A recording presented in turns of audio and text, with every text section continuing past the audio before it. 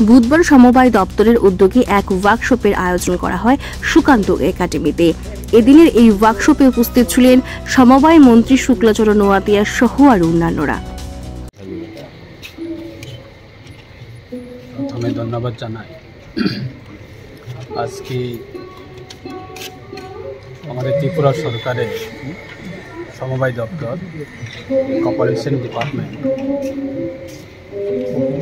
এটা আজকে একটা অন্যতম একটা আমরা অনুষ্ঠান করার জন্য আমরা সিদ্ধান্ত নিয়েছি যে যারা নতুনভাবে যারা সোসাইটি নতুন রেজিস্ট্রেশন যারা করেছে তাদেরকে নিয়ে আজকে একদিন ব্যাপী আমাদের ওয়ার্কশপ হবে। যে যারা নতুনভাবে যারা উদ্যোগ নিয়েছে, রেজিস্ট্রেশন করেছে বা সোসাইটি গঠন করেছে তাদেরকে আগামী দিনে ভারত সরকার এবং ত্রিপুরা সরকারের এই সমবায় দপ্তরের মাধ্যমে তাদেরকে কিভাবে আমরা সাহায্য করা যায়, বিভিন্ন প্রকল্প, যেহেতু আমাদের দেশের প্রধানমন্ত্রী ওনার ড্রিম আগামী 2047-এর মধ্যে বিকশিত ভারত নির্মাণ করা। এই বিকশিত ভারত নির্মাণ করার ক্ষেত্রে অবশ্যই আমাদের ত্রিপুরা সরকারের এই সমবায় দপ্তর অত্যন্ত ভূমিকা রয়েছে এবং গ্রামীণ এলাকায় যে অর্থনৈতিক সেটাকে শক্তিশালী করার জন্য আমাদের এই সমবায় দপ্তর অত্যন্ত গুরুত্বপূর্ণ এবং অত্যন্ত গুরুত্বপূর্ণ দায়িত্ব রয়েছে।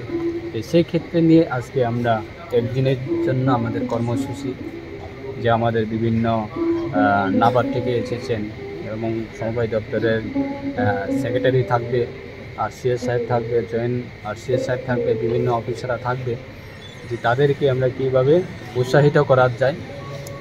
যেমন বিগত সময়ে আমরা দেখতাম যে কোনো একটা সোসাইটি নতুন রেজিস্ট্রেশন করার পরে 1 বছর 1.5 বছর পরে তাদের কোনো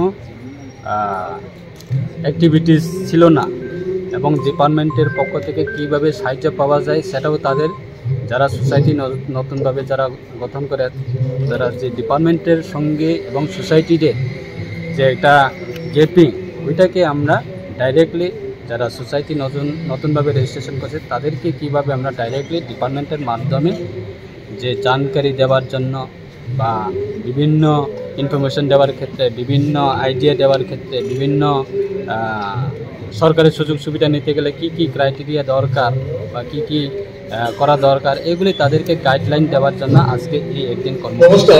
বিশেষভাবে যারা নতুনভাবে রেজিস্ট্রেশন করছে, সোসাইটি গঠন করেছে, তাদের লাভবানের জন্য আজকে আমরা এই উদ্যোগ নিয়েছি। Thank you.